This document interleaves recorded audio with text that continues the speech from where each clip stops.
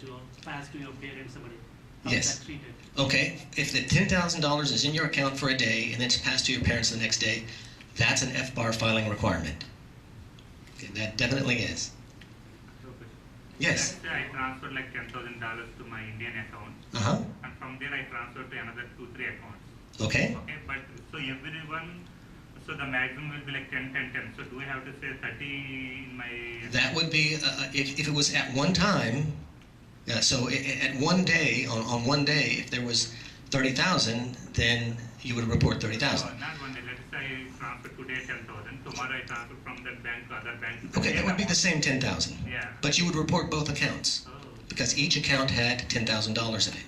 Okay, so when they look at it, so 10, 10, 10, so 30,000. I mean, but it's not really. 30,000. It's not really, you know, what you do is you report the maximum amount that was in your accounts, and then you report all the accounts that happened for, Mm-hmm. and the maximum value, you know, individually.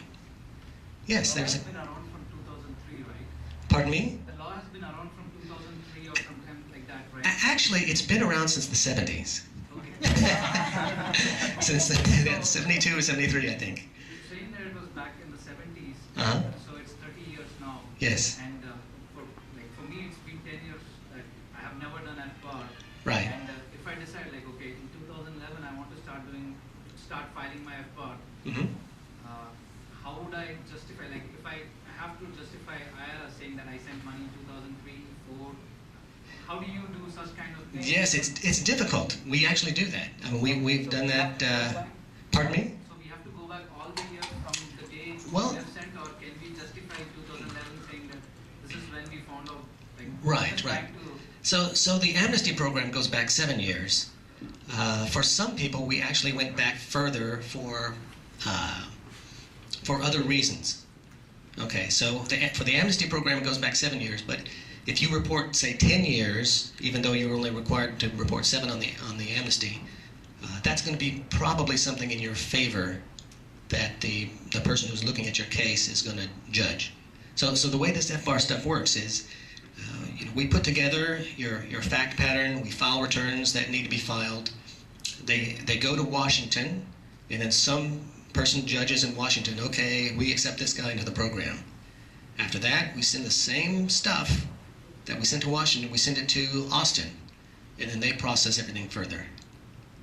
So, yeah, yes. Can I open a new account and close all these accounts and put the money in that and declare that just that account? Can you open one account and put all the money in that Yeah, account? close all these accounts so then I can forget about those accounts. Yes, some people do that. Some of our clients have actually been consolidating their bank accounts.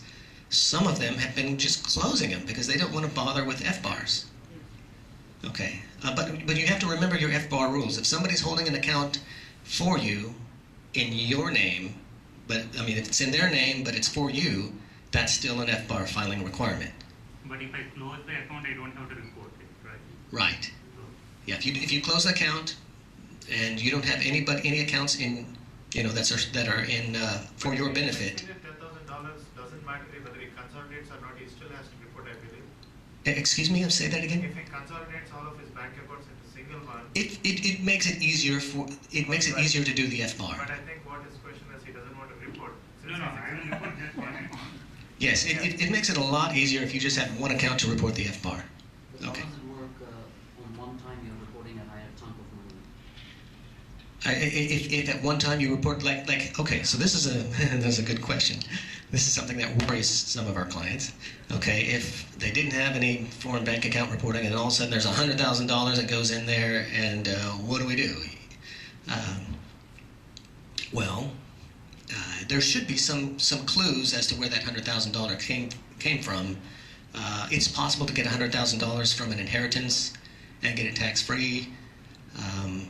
You know, for people in that situation, I ask them to get the proper documents that would be available in India that would show that it's an inheritance.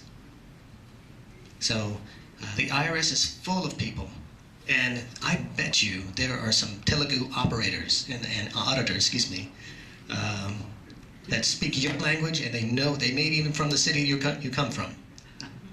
So I suggest that you get the exact same documents that you would normally get in a situation like that. And like I say, if you got it from something, there's usually a trail of how you got it. Okay, is that good enough? Okay. So amnesty time frame is over, is it? No, this is another thing.